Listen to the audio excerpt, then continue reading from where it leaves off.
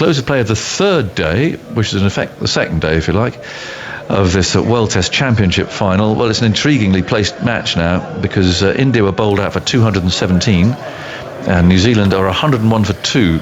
Bad light having stopped play, so 116 runs behind. They lost Conway just before the close for 54, having played really well and really defied everything that India could throw at him, and then he chipped a catch to mid-on off Mohammad Shami. Excellent things, 153 balls. Latham was out earlier on, caught by Kohli, a good catch out at short cover off Ashwin for 30. So Williamson has 12. Taylor's just arrived at the crease when the umpires decided that enough was enough. Now, earlier today, India lost 7 wickets for 71 runs, and Kyle Jamieson was the hero for New Zealand. He ended up with 5 for 31. He took Kohli very early on, the third over. Just 3 runs had been added to the day. He was LBW for 44. He set him up. He bowled him a series of outswingers and then followed it up with that in-swinger that we've talked about. Trapped him in front for 44. Rahane played very solidly for 49, and then he sort of half pulled a catch to mid-wicket. It was a bit of a sucker blow, really, because Wagner was setting him up with the short stuff. He was out for 49. Pant didn't last very long. He had a real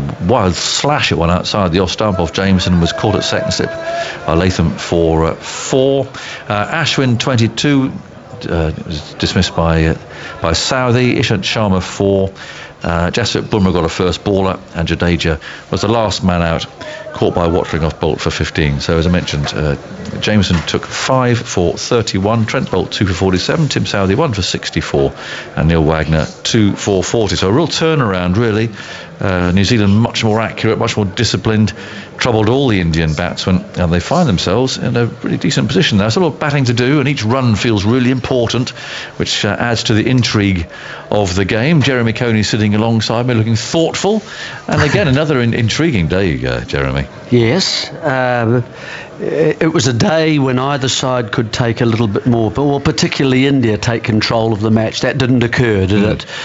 Jameson was invited to open the bowling, as you said. Slightly fuller delivery this time to Kohli, just managed to nip it back and beat the inside edge and get the LBW. So that was a very big moment, I think, in terms of the day, because Kohli had looked in command, I thought, the first day, and was handling where his stumps were and any movement from the New Zealand bowlers. 7 runs later, as you say, Jameson again from around the wicket caused trouble to punt when he came in. Then he went back over and brings into the LBW. If he can swing it back into the left-hander, he can go across him. This time he went wide, a big drive, and Latham did the rest at second slip. Wagner noticed that Rahane didn't quite get onto a pull, did he? Yeah. Telegraphed the change. Everybody moved over to the leg side, gave him another one. Yes. And poor old Rahane, it was like a car accident waiting to happen. Yeah. He could see the mistake that he'd made. Head went down after all the work, the good work, the hard work. Didn't he? He didn't go through with it. No, he just tapped it. Yeah, very strange. It was, and you had to feel for the man because he'd done such a lot of work. So he went, and then so that was really New Zealand's session, wasn't it? Getting those 3 big wickets, people who could hurt you. Yeah. And then after lunch, then of course Ashwin attacked, finally was going to nick one, and Southey got it in the right place, and Taylor did the rest. Then Jameson again and got 2, went bang bang, didn't he? A full ball, and because then one end was open. So it was Ishant Sharma to Taylor and taking the catch, and then next ball Bumrah LBW with a very full ball, and finally Jadeja got something down the leg side to bolt a little bit unluckily. So that was the Indian innings. So 207 for 70 basically for New Zealand. So 2 sessions really. There's when the openers hadn't fallen either before the tea break. The danger man, in a way, I know obviously Kohli, Kohli is Kohli, but Pant for me was a danger man, because in this low-scoring game, a quick-fire 70 or something like cameo. That could have played havoc, couldn't it? I mean, he could have actually snatched the game away. And could do it yet. Yes. And I don't know, I mean, de Grandhomme is the equivalent for New Zealand. He can play languidly and very well at the ball. And it'll be interesting to see whether anyone has the fortitude to say, this is what I'm going to do. I'm going to bat out of my crease a little bit, take that movement out of play, and anything up I'm going to have a crack at. Do you think they should? In a la the Ashwin, but perhaps with a bit better, result. I think they should. I mean, it takes one innings, isn't it? Yes, like it does. To You've got to really be brave. create some mayhem. Got to be brave and got to feel that the other players don't really look at you. Yes. So look, it's poised, this game, I think. Yeah. I know that New Zealand haven't lost loads of wickets today, but Taylor's a little bit uncertain. Then there's the Nichols, and suddenly things could happen. So the same thing that could happen to New Zealand has happened to India the next time we start to play. Unfortunately, let's just hope there's no rain tomorrow. Yeah, and India are very good at bringing that pressure on, aren't they? Oh. Men around the bat, lots of chatter and so on. They could really they could put some Totally, pressure on. they will feel a lot better with that last dismissal of Conway. Yes, yeah. Let's talk about Carl Jameson, can we, Andy? Because his extraordinary start to Test cricket just continues. I mean, his 5-wicket hauls, for instance. Yes, that's his 5th 5-wicket haul. He's played just 8 tests. He's the 11th man in Test cricket to take 5 fifers in his first 8 tests. Overall, 44 wickets at the extraordinary average of 14.1. I've looked at all bowlers in Test history, in men's Test history, who've taken 20 or more wickets in their first 8 tests, and only 2 players have a better average than Jameson in his first 8 tests, as I said, which is currently 14.1. That might change in the second innings. And those two are George Lohman and Charles the Terror Turner, who both made their debuts in the 1880s.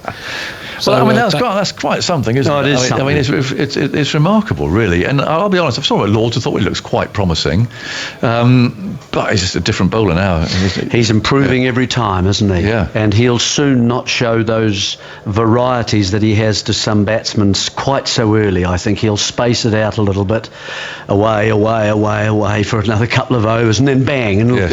And I think that will be even more effective than showing them within the first over. Yes. So the bag of tricks will be spread out more, and I think he'll use those a lot better. But he's just that height, Aggers, and he's got that full braced front leg, so he uses it so nicely. He's not really quick. I would say 136 Ks. I don't know what that is. 80. Sort of mid-80s, isn't it? Yes. Yeah. So, but enough to go with it. Yes. And he gets some horrible bounce. Yes, he does. Yeah, yes, he does. As we saw hitting the grill yesterday from just short of a length. And he also can get the ball full. He's learnt to be able to get that Yorker in as well. And for a tall man, like Joel Garner used to, break your toes. Yes, absolutely. Delivery. So, yeah, he's awkward. And he can bowl for relatively long spells. Anything else grab you down there, Andy? Or perhaps you hadn't finished with the Jameson stuff? Well, what's interesting, I mean, he has a good record in first-class cricket, but he played 5 games for New Zealand A in long-form cricket and only taken 5 wickets and averaged around about 80. So it wasn't necessary that you sort of looked at his career up to him progressing to Test cricket and thought he was obviously going to be a huge success, but he's I think proven to be one of Andy, the most had he got some runs? He bats, isn't he? He a few runs, but not as many. Actually, he's done better with the bat in Test cricket as well. He's averaging 47 with the bat. A few not outs. He's only basically batted once per match because New Zealand dominated a lot of the games that he's played in. But he's a player that seems to be improving all the time. Yeah, and has he got 150? Is that right? I mean, he's the sort of player. I think 150 in a couple. I know his first 6. Sorry, his first 6 innings in Test cricket, he reached 20, which is pretty handy, batting down the order as he does. Yeah, but he was an opening batsman. Yeah, right. That's how he began life. Wow. And he felt that's what he wanted to be, and suddenly someone at Canterbury, when he was down there at university, said, "Try this. It's called bowling." 6'8". Yeah, exactly. Well, exactly. Yeah. And he suddenly got 6 for 7, I think it was, in the 2020. Well, he's been speaking to Nasser Hussain. Well, we've just seen his wickets. Carl, thanks for joining us so quickly after the game. You must be thrilled with that fight back this morning. Yeah, look, we certainly spoke about that off the back of yesterday and having, I guess, a little bit of disruption, with the light, and to start the way we did this morning, and then I guess to keep them to what we did was certainly pretty pleasing. What was the chat last night? What did you think as a bowling unit you could improve on? We didn't talk a whole lot last night, to be fair. It was more so this morning. We spoke around the start, being a little bit maybe not quite as accurate as we wanted to be, but we felt that we fought back really well throughout the later parts of the day, and Tim sort of led the huddle this morning, and we spoke around I guess the discipline and what we were trying to achieve, and I guess it was good to be able to do that. And you seem to go a little bit fuller, that dismissal of Virat Kohli to bring the stumps in to get him LBW. How easy or difficult do you find it as a tall man to go that bit fuller? Oh yeah, I think it's certainly not my natural length. I think naturally as a taller guy you tend to be back of a length, and I felt yesterday, whilst I felt good at times, it's probably just a little bit tentative probably in my body, which sort of brought my lengths back, whereas today I felt a lot more freer and I guess just able to bring that length fuller, and I kind of tried to change my strategy a little bit in terms of just trying to get it fuller and trying to wobble the ball a little bit more, and that sort of paid off today. Are you surprising yourself at all? What's this, 8 test matches, 5 fifers? Did you think test match cricket was going to come so easily for you? Oh, no, not at all. I still don't think it's come easy. I've certainly, I think, ride the coattails of those other guys. I think, the pressure that Tim, Trent and Neil, build up, I just sort of ride the back of that, and I think as a collective, if we put the ball in the right area for long periods, and hopefully one of us will come away with some wickets. 217 you bowled India out for. Do you think in the end that was pretty much par score and fair for the conditions they batted in? Oh, I think we're probably a little bit under par. I didn't think it was necessarily, I guess bowling conditions and bowling friendly conditions. I thought there was still runs to be had. We saw that yesterday, that they were very patient and they put away the bad balls and actually scored relatively freely when the ball was there. So I think 217 or whatever it was certainly a good total, and sort of under what we would have thought. Now, you bowlers love an opening batsman that can bat long. You must be enjoying, I know he got out at the end, but you must be enjoying Devon Conway. Oh, he's superb. We certainly like putting our feet up after a bowling stint, and the way that him and Tommy went about that, pretty tricky period to be fair, and they're both world-class players, and the way that Dev's taken to Test cricket has been phenomenal. So look, I'm sure he'll be gutted to be out at the back end of the day, but he's been awesome for us, and just really enjoying watching him play. Plans just get as many as you can in the first innings, and have you got some runs in the locker? I hope so. Good luck, and thanks for joining us so quickly. Thank you. Cheers, guys. Bowled really well today. It's interesting how he said that Tim Southey led the huddle, which they had down there, and then Southey didn't actually bowl, did he? It was a quite good decision that from Williamson. He could easily have given it to Southey, but he decided instead to go with Jamieson. Oh, you mean right at the start? Yeah, absolutely. Yes, and I was slightly surprised when he gave Colin de Grandhomme one over before Southey. 10 off, and if he well, didn't bowl, and Southey, he pulled it back, but he wasn't great at the start of the game. I would have thought you might have bowled him for a couple of overs to try and get him into some rhythm, so that when the second new ball came along, there he was. But it wasn't the way. No. And it made the decision look worse and experimental, having one over for Colin de Grandhomme. It was odd, and it didn't exactly work out. So come on, Devon Conway then.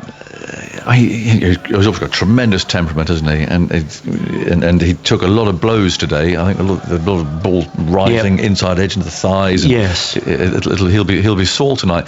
But the way he got out, this flamingo shot that he plays, when he played at Lords to get his 100, it was all quite colourful and flowery and terrific. And but only just got over the fielder, if you remember. Could have been out 3 times. Yeah, indeed, and he's done it again here. Yes, he has. Well, hang on a minute. Actually, perhaps it's not such a great shot after all. This. No, well, I think that particular stroke today, he thought that it was going to go squarer. It was a pickup stroke. You call it the flamingo because the back leg goes up. Yes. But he was really looking to hit that square, and I think it stuck in just in the surface a bit longer than he felt. But that's, as you say, that's twice he's got out, and it could have been 3 with the Lord's one. It's balance, so I guess, it is balance, and he needs, and it'll be an area. He's a very composed, very controlled, and very disciplined kind of player, and he's patient. And he will go back and he'll think that. He'll work it out. He's going to get a lot of runs in Test cricket. And he'll work that through. Don't worry about that. Sure. And he'll know that more than us, and he'll be feeling very bad. Yes, he will. I would think in the changing room right at the end. And imagine if Taylor had got out first ball. Yes. Well, indeed, in that light and so on. Andy, you've got something about the scoring rates, I think. It's been a really tough game for batting. We saw Sharma and Shubman Gill reel off some sumptuous boundaries in the first 10 overs, but since then, very slow scoring game. So far, 318 runs from 141 overs at 2.25 per over. This is currently the slowest scoring test match in England since 1978. Now, we obviously might see that rate increase as the game goes on, but it highlights how difficult timing the ball has been and how outstanding the bowling has been in this game so far. That's quite remarkable, actually. 1978, there we go. Just the last one, Jeremy, then we're going to hear my lunchtime chat actually with Jeff Allardyce in the ICC, which was interesting. I mean, tomorrow, if there is no rain, yes, how do you see this game progressing? I can't see it changing at the moment until, in terms of the run rates that we've just heard, I can't see a big thing changing. I think they'll be just working, New Zealand style. Yeah. It's going to be slow building and building and building. So that's certainly going to be, depending on how long they can last. Yeah. They'll try and get, obviously, as big a lead as they can.